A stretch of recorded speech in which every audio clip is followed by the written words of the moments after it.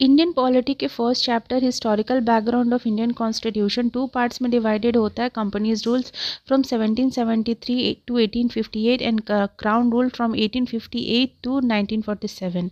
Companies rule का जो first previous acts थे, that is regulating act 1773, act of settlement 1781, act of 1786, charter act 1793, charter act 1813, charter act 1833 हम कर चुके हैं प्रीवियस वीडियोस में. इस वीडियो में हम करने वाले हैं चार्टर एक्ट ऑफ 1853.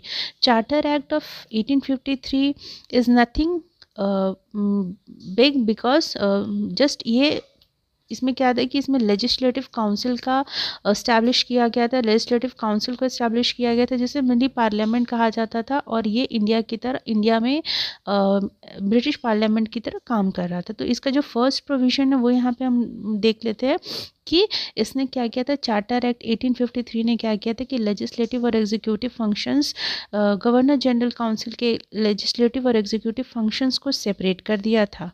किसके फंक्शंस को सेपरेट किया था? गवर्नर जनरल काउंसिल के लेजिस्लेटिव और एग्जीक्यूटिव फंक्शंस को सेपरेट कर दिया गया था चार्टर एक्ट 1853 के तहत. फिर it provided for 6 new members. Legislative councillors जो बनाए गए थे, legislative council, governor general legislative council, एक अलग से स्टैब्लिश किया गया था काउंसिल जिसमें 6 न्यू मेंबर्स को ऐड किया गया था, जिसे लेजिस्लेटिव काउंसिलर्स कहा जाता था. ठीक है. जो ये लेजिस्लेटिव काउंसिल, इंडियन लेजिस्लेटिव, जो गवर्नर जनरल लेजिस्लेटिव काउंसिल बनाया गया था, उस legislative governor general legislative council को इंडियन लेजिस्लेटिव काउंसिल कहा जाने लगा. क्या? इंडियन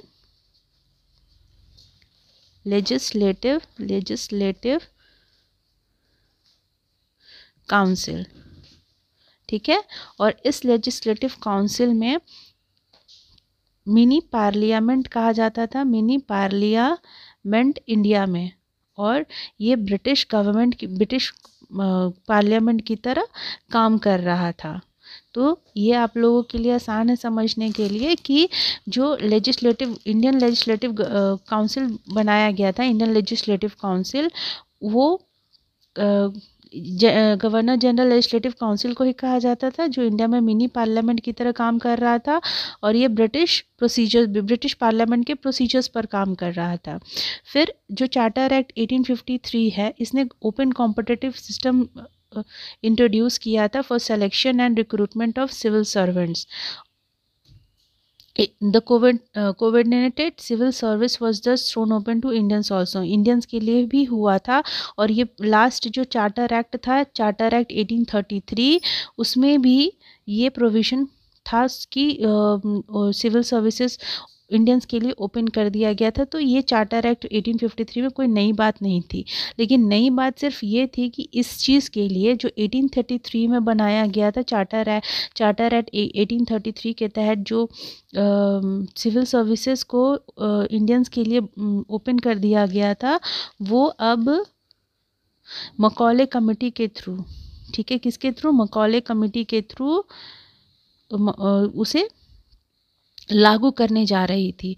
तो इसी के लिए 1854 में ब्रिटिश गवर्नमेंट ने मकौले कमेटी को इस्टेब्लिश किया था, और ये the committee on the Indian civil services के नाम से भी जाना जाता है. आई थिंक यहाँ तक आपका क्लियर हो गया.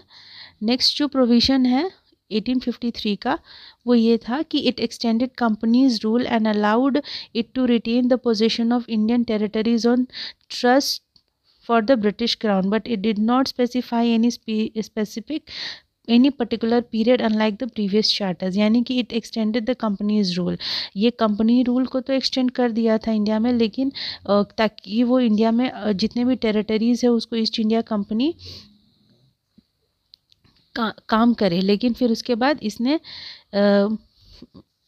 ये नहीं बताया था कि कितने पीरियड तक, ठीक है, समय नहीं बताया था. और ये क्लियर इंडिकेशन था कंपनी का, it was a clear indication that companies rule could be terminated at any time by parliament.